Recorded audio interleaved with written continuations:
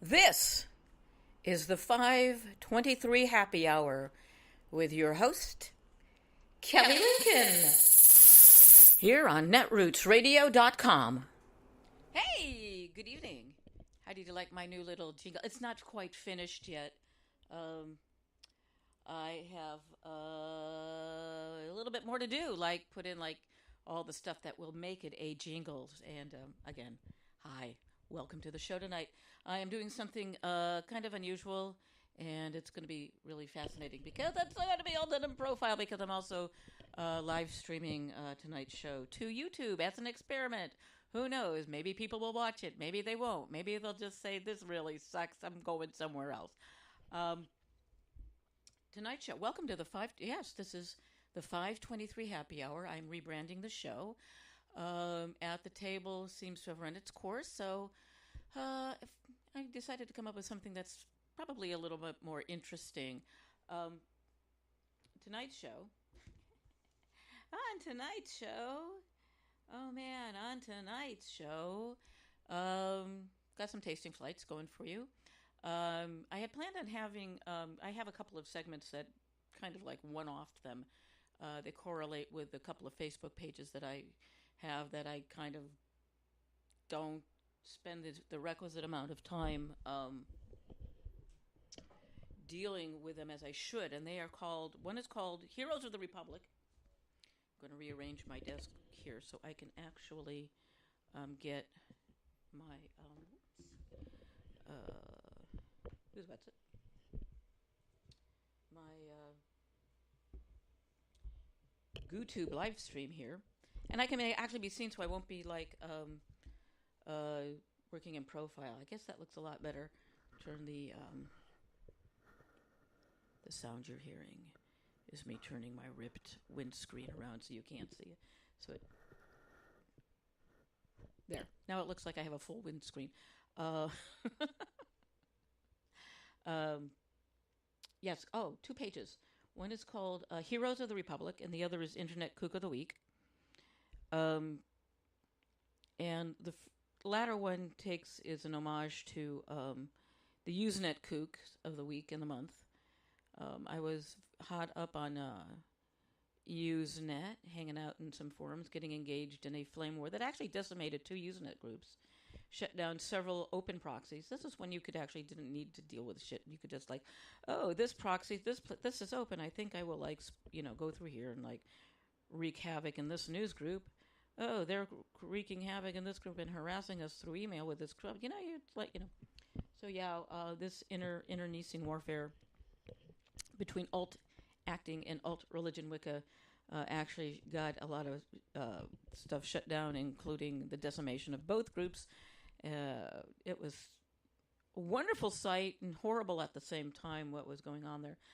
You don't have flame wars anymore because people are just so sensitive. They go and they report and you get blocked on the Twitter or you get blocked onto Facebook. Well, blocking on Twitter is more or less like a kill file. Except when you get blocked on Twitter, you can't, even if somebody retweets you, you still can't see it, as opposed to Usenet, where if you kill filed somebody, you wouldn't see the initial post, but you would see it if somebody responded to it and didn't snip it. And I plead guilty to that because I liked responding to a post point by point, which means it's a lot easier to respond, to rebut, to refute. I use this still when I am emailing with family and friends and stuff, and it's easier to take each section, each paragraph, and respond to that individually rather than trying to figure out what am I talking? It's that simple. The other is another one of mine, is just a brand new one that I came up with. Heroes of the Republic. These are people that do dumb things and were just to the end. And we're going to actually start out with Heroes of the Republic because I don't have any Internet Køøks for the week. So instead I have 3 to make up for the lack of Internet Køøks. Well, one could be considered an Internet Køøk. I don't know. I will leave that up to you. First is Pharma bro Martin Shkreli, he with the punchable face who decided to increase the price of life-saving medications 5,000-fold. It's kind of hard to say 5,000% because percent means of hundreds. So 100% is 100. You cannot do 100, 200%. Doesn't exist. So it's 5,000-fold increase. A 5,000-fold increase in these life-saving medications. And he's currently serving a sentence for securities fraud. And it has come to light through the Wall Street Journal that pharma punchable face bro Martin Shkreli has been apparently, allegedly, still running his pharma company while behind bars and with the use of a contraband cell phone. Now, when you're incarcerated, certain things are not permitted to have because you have lost the rights and the privilege of them. And the privilege of having a cell phone is one of them. And apparently somebody smuggled to him a cell phone. Or he paid somebody in the jail to get somebody to bring the phone in. He's a rich guy. So anyway, he is it's being investigated. And it could tack some time onto his sentence. And it said, the Journal reported on Thursday that Shkreli, 35, still wields significant influence over the drug company he founded, Phoenicius AG, formerly called Turing Pharmaceuticals. Shkreli is about 17 months into a 7-year prison sentence for defrauding investors in a previous company. The FBI has interviewed Shkreli's associates about his role in the company, the Journal said, citing unnamed people who had been interviewed. The FBI did not immediately respond to request for comment.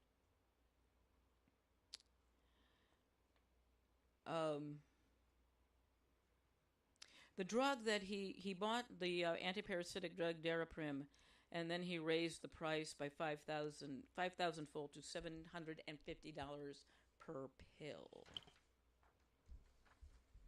Gotta make her, He's currently serving at the Federal Correctional Institution in Fort Dix, New Jersey, which is a low-security prison. He's got a 7-year sentence. He's probably going to get more time tacked onto that for what he did. So he's the current hero of the week. So there is that. So, let's keep pretending, like all wealthy people of European descent, they believe themselves to be above the law and the rules don't apply to them. Well, dude, your punchable face is going to get punched with extra time. I hope. One can only hope. And,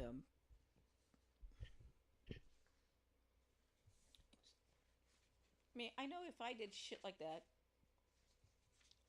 or any of us had, there are instances of guys who lower level, in Mexico doing this sort of thing for other offenses, and they get time tacked onto him. Let's see, that's Southern District, so he's going to be in some shit. Then, of course, perhaps my next hero of the Republic could also qualify as Internet Køøk of the Week, and her name is Jane Chastain, and she writes for WorldNet Daily, which is a right-wing website. Some conspiracy theory shit gets posted there. I clicked on the link so you wouldn't have to. And she's got an essay. I'm not going to read it to you, but she has a column called Politically Direct. It's well written, but it's out there.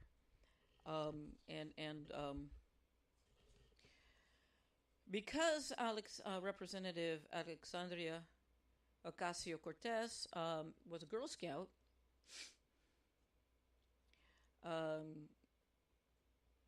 Chastain is calling for a Boy Scout boycott of Girl Scout cookies. Thin Mints. No more boycott Thin Mints. Boycott Samoas. Tagalongs. Tagalog is Filipino language. My apologies to my Filipino friends for conflating their language with Girl Scout cookies. Both are delicious.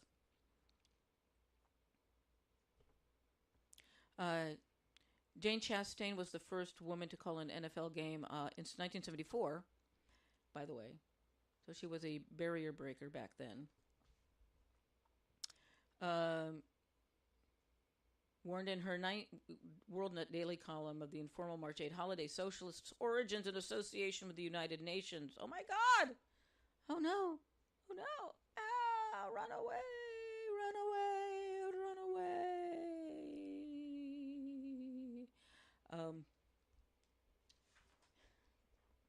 Bad. Can't find my glasses. Oh no! There they are. Put my reading glasses on. So, there we go. Oh, sorry about blocking the camera there. So I've got to turn this way. There we go. Does that look better? Oh, that flag behind me is the 13 stripes of the Sons of Liberty. And other miscellaneous pieces of fabric hanging behind because I'm too cheap to buy a curtain.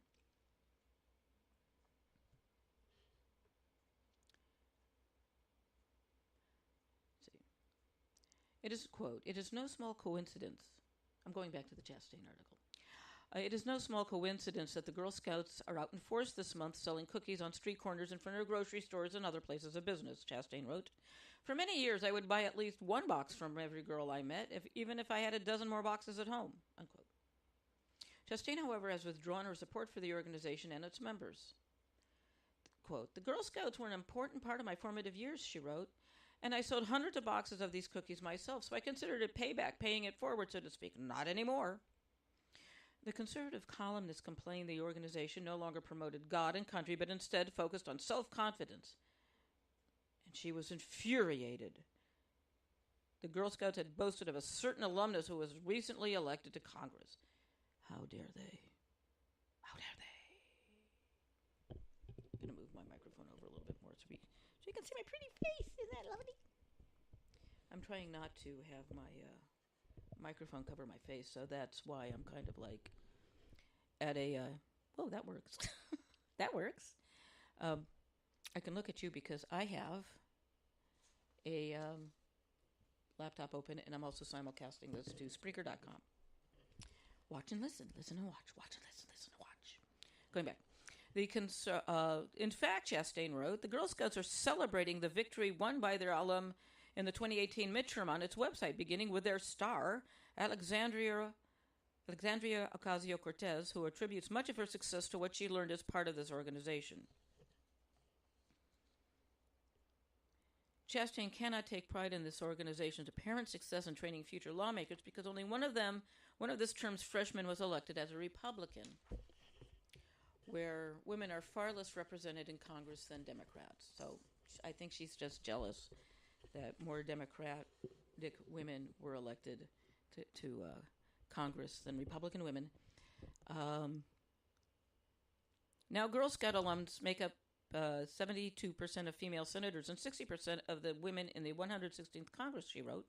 Although the website tries to strike a bipartisan tone, it is no accident that among this year's freshmen, Carol Miller is the only Republican. She is much older, 68, than the rest.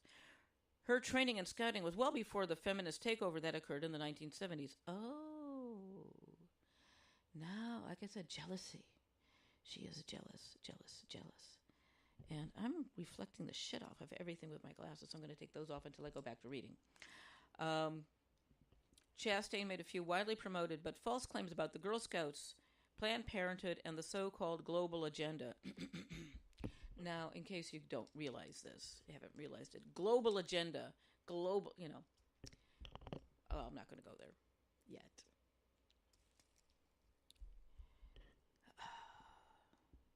I was a Girl Scout in the 1960s, and the biggest thing I was disappointed because we never did the, you guys are actually looking up my nose. I'm sorry about that. We never did any of the stuff we saw in the commercials. The commercials, they were having all sorts of fun doing stuff We never did that fun stuff. I probably could have gone. Would if I had gone on, probably would have had a better time of it. But still, as a brownie, we made plaster of Paris spoon pins. And I sold Girl Scout cookies. My mom was a Girl Scout leader, and we had a really great time with that. Somewhere I still have her trefoil pin. I don't have any of mine, sadly. I probably should get them to be a proud Girl Scout again.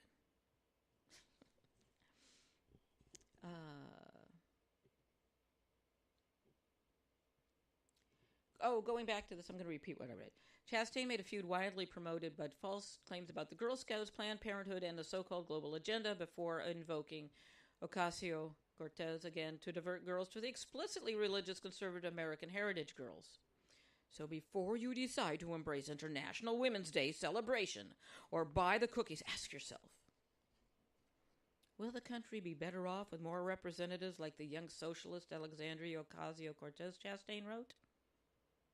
I say yes. In 2 weeks, I turn 60. 2 weeks from today, I turn 64. I got news for you. I like the idea of intelligent, self-confident women and men who are forward-thinking.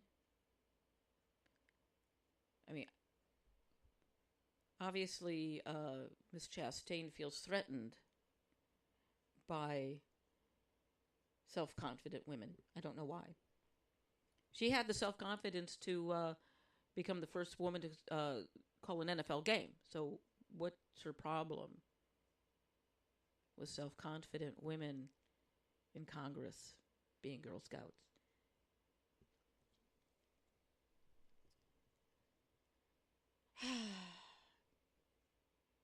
What do I have? I thought I had three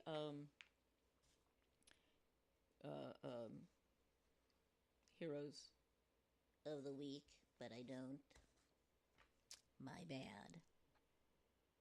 We'll figure out what's going on later. Or maybe I should just check my Facebook page here. Because that's where it is. Now, one of the things about scouting is there, I mean, yeah, I just said that I didn't do half the stuff that they did in the commercials back in the 1960s. But still, it was a wonderful experience. Yes, selling the cookie. See, today, we don't go door to door to sell cookies. I went door to door to sell cookies. I did well selling Girl Scout cookies because people liked them. I'm fond of the peanut butter ones. Because I am addicted to peanut butter and almond butter and walnut butter. If you've never tried almond or walnut butter, you're missing it, boyfriends and girlfriends. Yeah, I'm missing it. Now, let's see what's going here. Suzanne.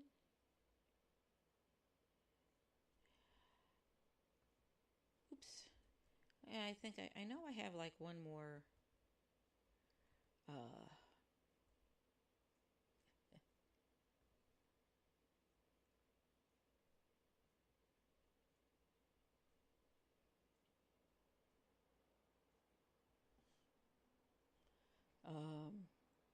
Sorry about the dead air. That's never a good thing.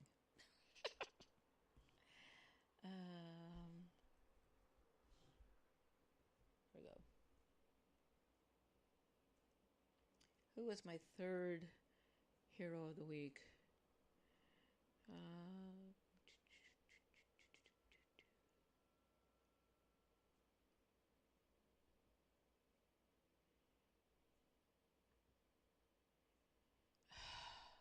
I hate it when my browser doesn't want to click on shit.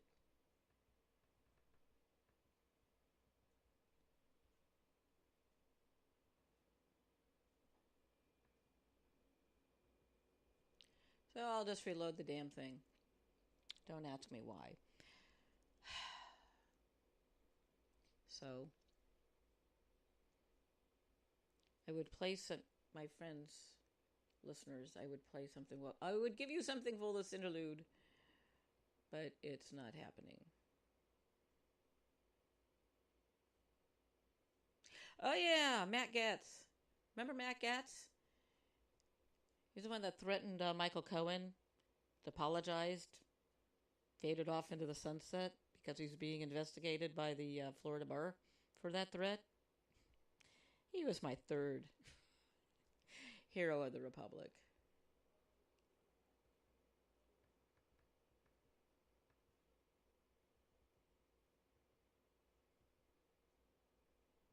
If I edit the post, I can read it. Oh yeah, Jacob Wall. Jacob Wall, loser. He's here for being the biggest loser at CPAC because he held a press conference outside in the lobby because he couldn't get in, and nobody shut up to hear him blither. That is followed hot on the heels of Jacob Wall, who was competing for Biggest Loser at CPAC, is Laura Loomer, who had her credentials yanked for harassing and poorly filming it a CNN reporter. It's really badly filmed. I know I'm bad with editing and post-production stuff, but she had a subtitle. The harassment. That's how bad the video audio was. And she says he got rumored.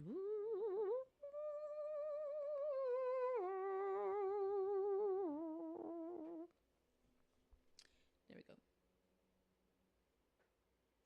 So there you have it. My what else has been going on this week that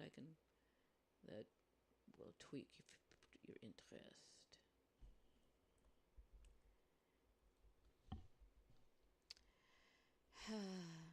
It's always interesting.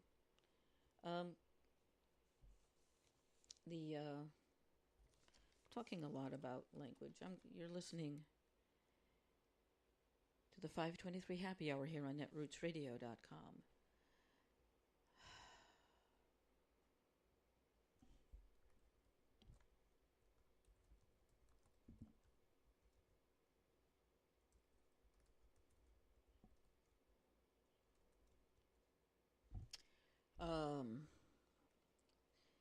Dead air sucks.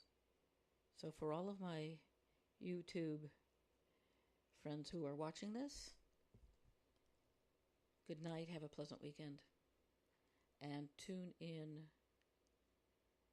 at midnight to the late night morning talk show with Kelly and Ricky here on netrootsradio.com. YouTube signing off.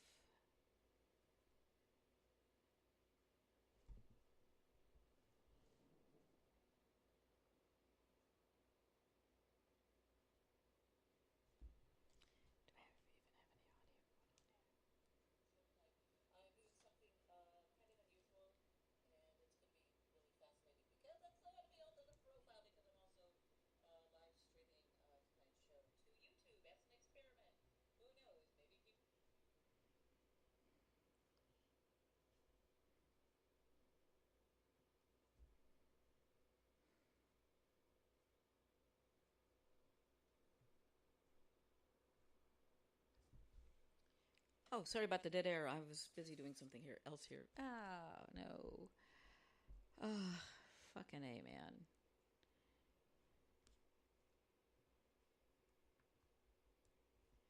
Dead air sucks, and I'm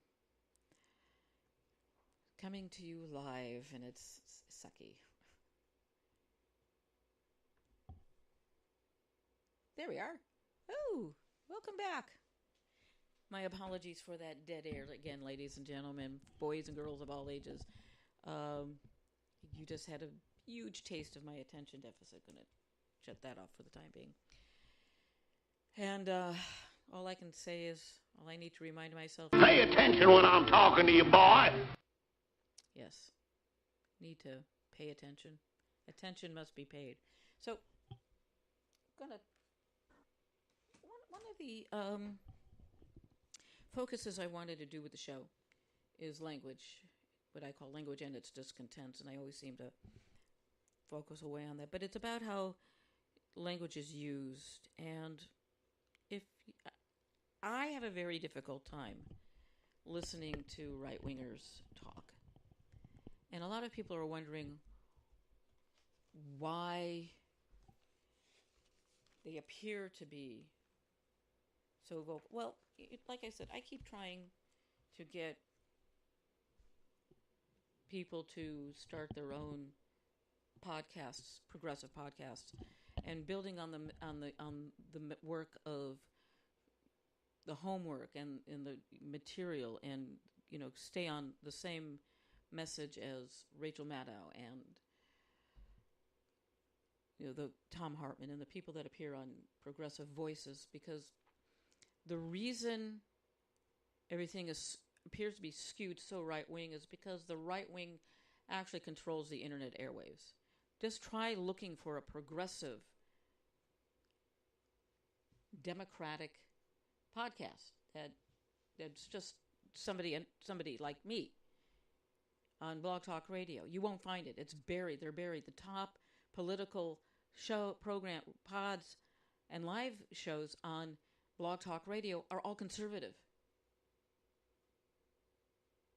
Now, I've been, and I hear people complain about, all the right-wing talk shows and the pundits and this, that, and the other. And it's like, start your own. They are all over YouTube. I just recorded 23 minutes, the first 23 minutes or so of this show. And I'm going to review it before I put it up on YouTube. Because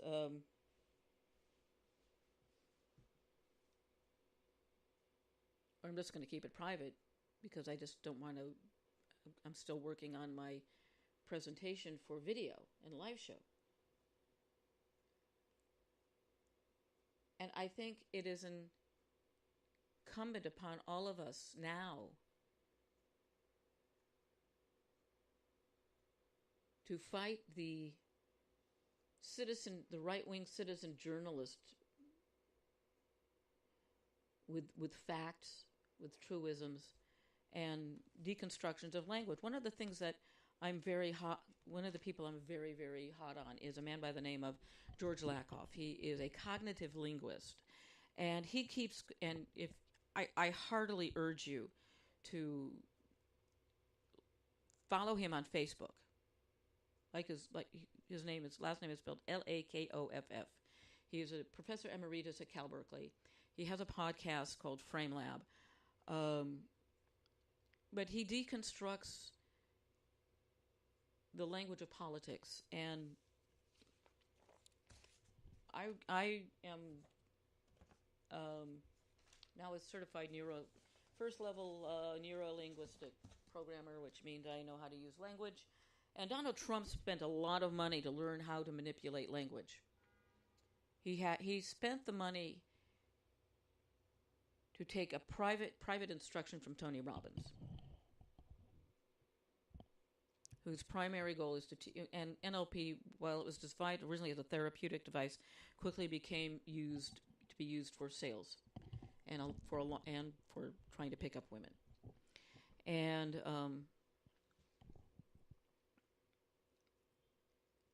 for the longest time, that's how it was used and abused. And what you need to do I have a very hard time listening to Donald Trump speak. But you need to listen to how he phrases things and his repetition. He was also, because of, he was also aspiring to be a TV star, a movie star, and he was not above appearing in things like McDonald's commercials, because he needed the money. Sure, you can film in the plaza, but I have to be in a scene. And what we have in the White House, it's a reality show. It's Survivor White House. Survivor White House edition. And he just lost his director of communications after 8 months. Nobody can deal with being in that, can deal with being in his employ or in his orbit for very long. They burn out. They get frustrated, pissed off, realize that there is nothing they can do because he won't listen to them. And I'm saying this again. He believes he knows more than anybody else. And whenever he would take over a successful company, first thing he would do would run it into the ground. He came in believing he was better than everybody else, and he knew how to run things, and he is running America into the ground. And I'm going to go back to his tweets. I was going to talk about a couple of things that I... Oh, by the way, speaking of that, bulk of Americans believe he is a criminal. But that same bulk of Americans don't think he should be impeached. I'm not exactly sure what that is. I guess maybe they understand that Mike Pence would be worse. But he should be, in my opinion, impeached for high crimes and misdemeanors, primarily violating the emoluments clause. And I actually have a copy of the United States Constitution right here, which I got from C-SPAN. It's a nice little, beautiful little pocket constitution. C-SPAN used to attend Netroots Nation, and that's where I got this. I'm hoping they will be back because it's a lot of fun. So I'm going to go to... now here is, first of all, we're going to talk about the powers of the legislative branch, which is Article... Okay.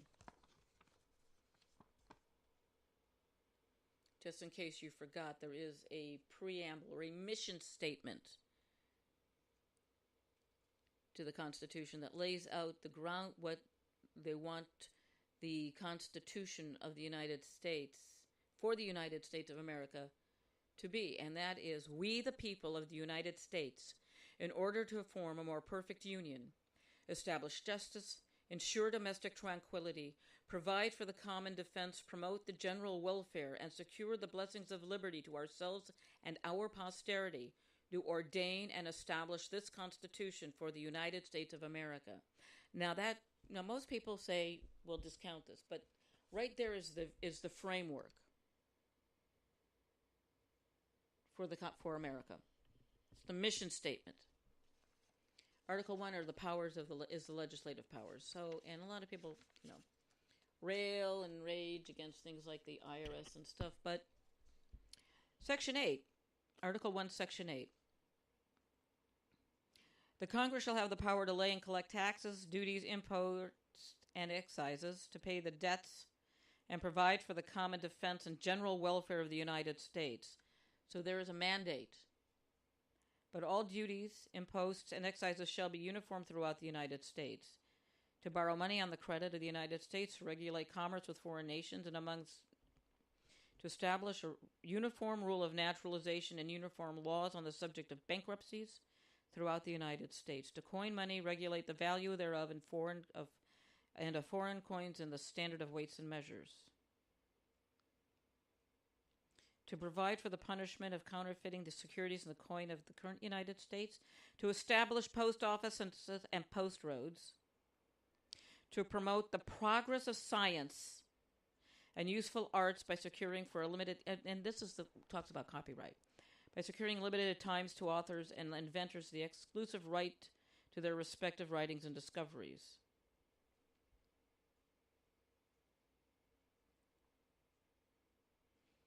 And it is up to the Congress, the House, to declare war. And over time, Congress has given that power to the president with the authorized use of military force, AMUF. See, we're not actually at war with Iraq, in Afghanistan, because there was no declaration of war against, which would have to be done through the Congress. So it's really more like a police action in Korea, or the Vietnam War, which was never officially declared. And it goes on and on and on to make rules for the government, and it goes on and on, you know.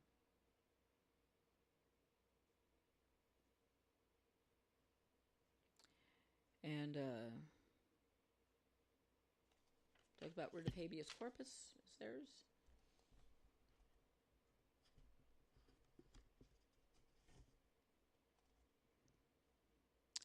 Let's see.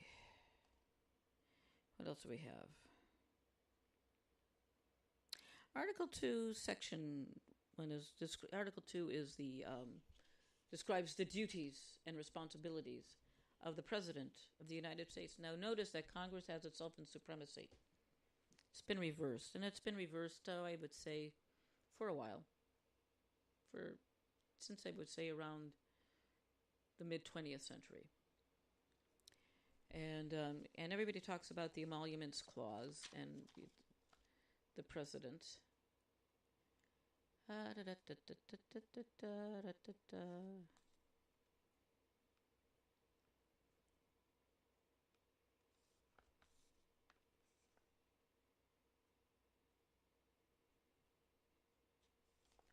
Let's see.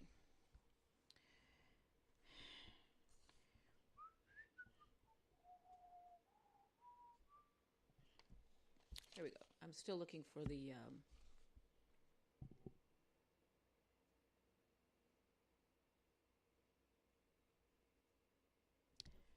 I'm still looking for it. I thought it was Section 2, Section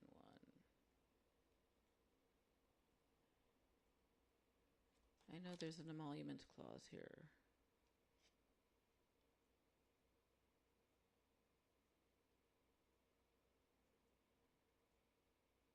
Huh. I think somewhere around the place here.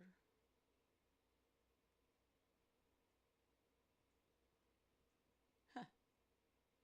Well, what do you know? That was Article 2, Section 2. I guess the emoluments clause is in here somewhere, and I will probably find it after the fact.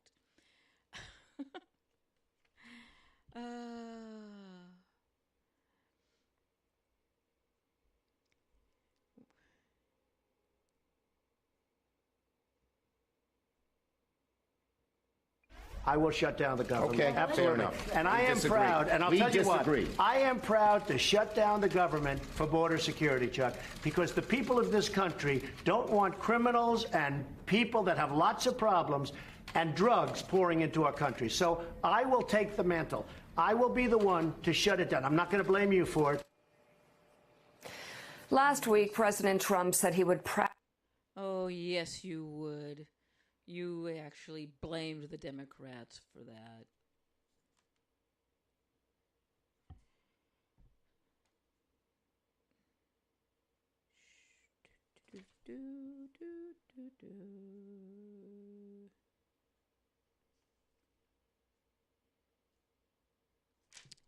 Anyway, I cannot find that particular, the emoluments clause, but we all know he's evicted and that he exerted power upon the GSA to maintain the lease at the hotel, which he was supposed to give up.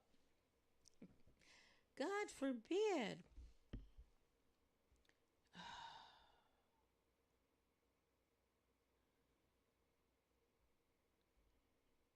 I'm going to play a little song because I just feel like that. This is me and my shadows, Stephen Colbert and James Corden. It's a short thing. Like the wallpaper stick to the wall. Like the seashore clings to the sea. Like you'll never get rid of your shadow, Steve. You'll never get rid of me. Let all the others fight and fuss, whatever happens. We've got us. We're closing the pages, the stick in a book. We're closing the ripples, the play in a brook. Wherever you find him, you'll find me, just look. We're closer than a miser, all the bloodhounds, the lies of me. We're closer than smog when it clings to LA. We're closer than Jay-Z is to Beyonce. Not a soul can bust this team in two. We stick together like glue. And when it's sleeping time, that's right. We start to swing. What a surprise. They ring. A ding ding, Happy New Year. And now to repeat what I said at the start. You'll need a large crowbar to break us apart. We're alone but far from blue. Before we get finished, we'll make the town more. We'll hit all the late spots and then a few more. We'll wind up at Chili's right after Too Short. Life is gonna be a wow-wow-wee. For my shadow and me.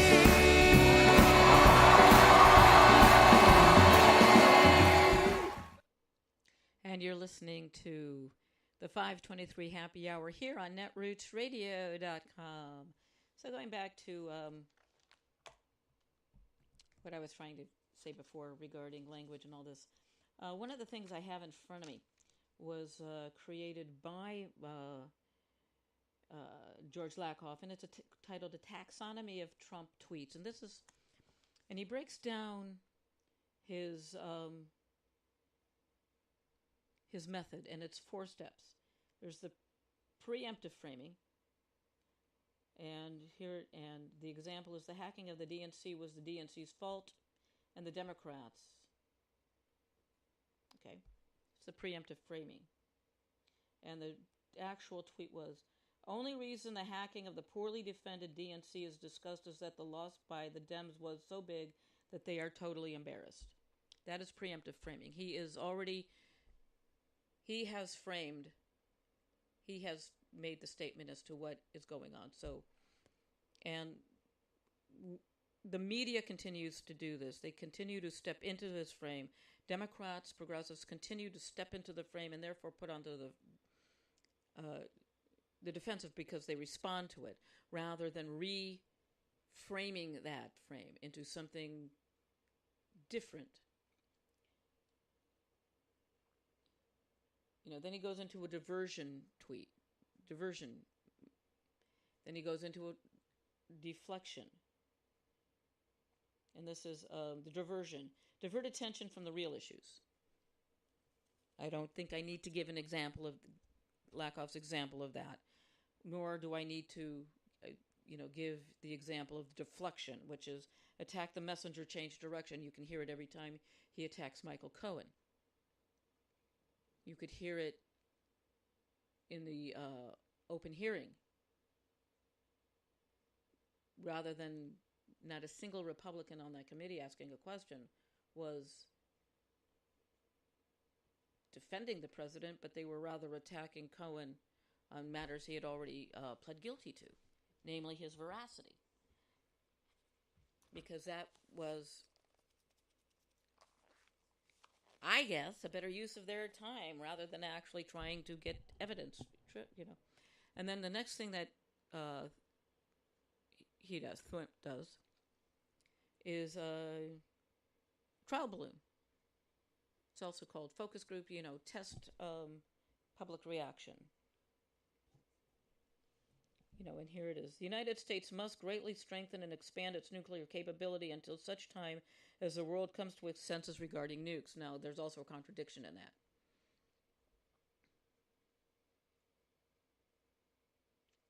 You can't come to your senses about nukes if you're continually building them, because eventually you're going to want to use them. Just to see what they do, I want to see.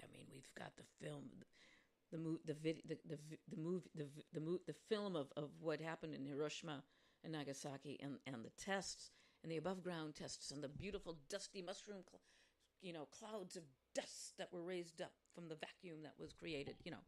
My father witnessed a lot of those tests. I had a friend that was one of the atomic Marines. He was a Marine. While they were doing above ground testing, they decided that'd be like a really cool thing to have a couple of hundred Marines, stand, to be exposed to radiation. It eventually killed him. Very talented man. I worked with him theatrically.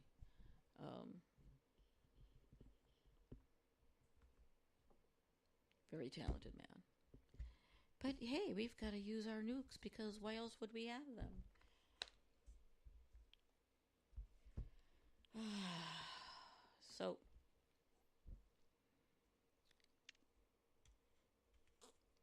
So those are the things you need to look at when you can bring yourself to listen to him. You bring yourself to listen to Sean Hannah. If and these are just the clips on YouTube. I'm not saying don't melt your brain on at Fox. You could just do that just by watching a few clips on on the Fox YouTube channel without subscribing to it. Don't subscribe to it. Trust me, you don't want to subscribe to it. You'll get all sorts of bizarre ass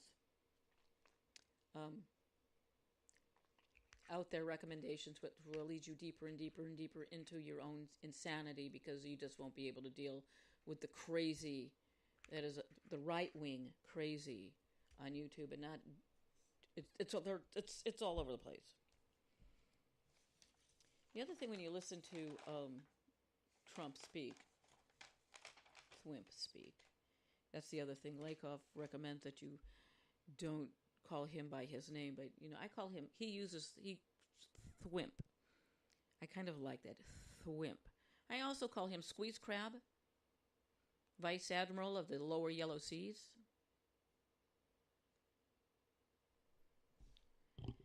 Which we can go there, but I won't. And he uses weasel words. We'll have to wait and see. I might do it. Which means he's not going to do it. He's lazy. I might do it.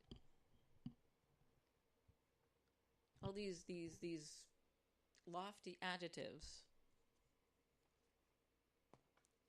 He's not doing it. And you can more or less tell when somebody is like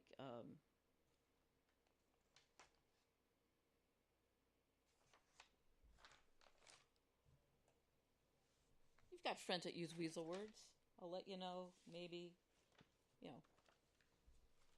think of your friends and, the type of language they use. When they're saying about something, I might do it. I get around to it. Mow the lawn. I'll get around to it. The lawn's not going to get mowed. About the pardon, we'll see. He's not going to pardon anybody because it's just not going to happen. See, one of the things about pardoning people is that they have to confess, admit their guilt. So, anyone he pardons has to say, yeah, I was involved in the conspiracy to defraud the United States. Yes, I admit that I was indeed helping Putin mess with our election. They have to admit their guilt in order. That's just the way it works with pardons.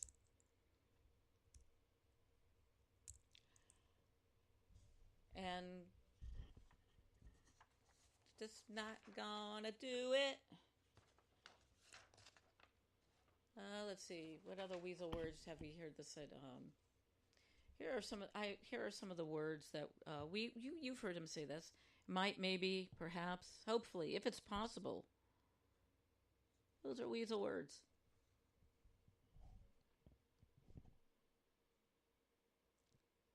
And just as there was really no longer any war in 1984, but yet they kept reporting on the war, so is there no wall being built. It's being built, but what's being built is being repaired and was already budgeted for. There's already money for a wall, but why does this gink think he needs another $5 billion? Simple. He wants to pocket it. He's cash starved. And we all know that it's going to,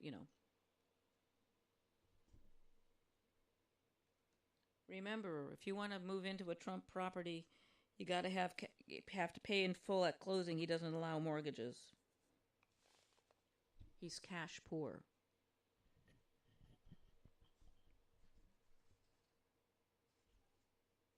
See, and this is from a website called Pegasus NLP, and that's where I'm messing this reading from and using as its, but what he says is, listen for the cop-out or weasel words. They tell you how the person really feels. In NLP, we do pay a lot of attention to the words and phrases that people use because these provide insights into a person's real thoughts and feelings. Take the NLP tendency to listen for cop-out or weasel words. People often use these to avoid being contradicted or pinned down. People often use these words to avoid being contradicted or pinned down. They can be useful, and they can be used to deceive people, including ourselves. Example is I will do it against I might do it. When people talk about goals or plans, they often use a class of cop-out words called qualifiers, such as I might do this, or hopefully I'll do this, or we'll have to wait and see.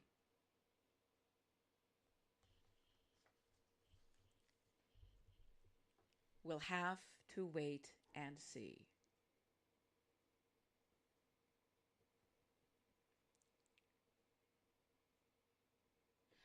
You know,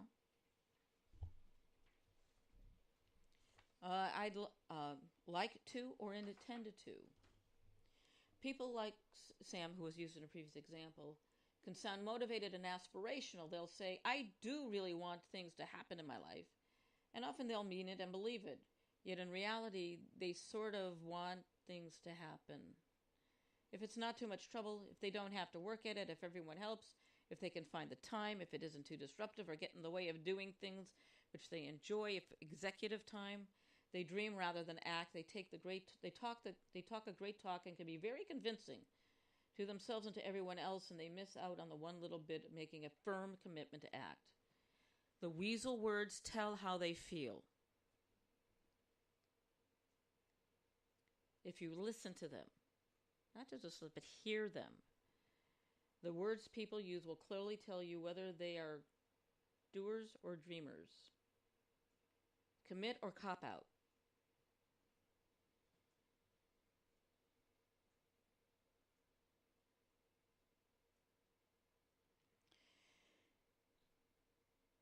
Cop-out words. Might, maybe, I hope, perhaps, if I can, if it's possible, hopefully, I'd like to, I'll try.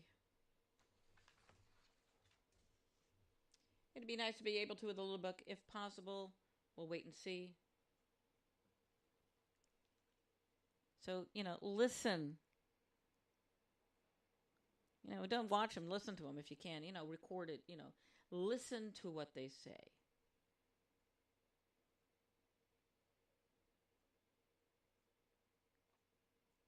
And with talking heads, you can't really look at their body language because they're trained to not move when they speak, because movement is distracting, which is why my video is private. The 23 minutes that I recorded is private, because I was like moving my ball around. It's not fit for public consumption. So this is all practice for me. But listen very carefully to what Thwimp says, to what McConnell says, to what everybody says in the House and Congress, and especially all the candidates. Listen to what they say. Hear their words and see if they're using these weasel words or if they're taking, what is their language? Is it concrete? I am going to take action, type of or is it, maybe we'll say sort of like lukewarm about it. We can argue all we want about, for example, climate change. Climate change is vital to our economy, our national defense. So everything so climate change informs everything else from there. And on that note, I'm going to leave you with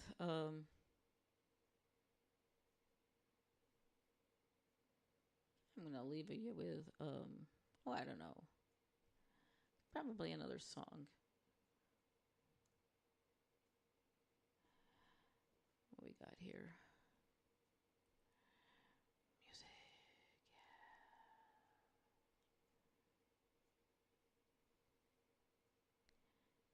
Do do do do do. What do you want? Oh, I don't know.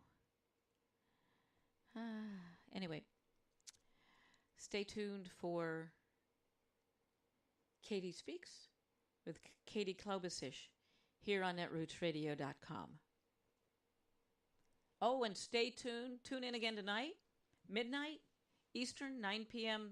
Pacific, for the late night morning talk show with Kelly and Ricky here on netrootsradio.com.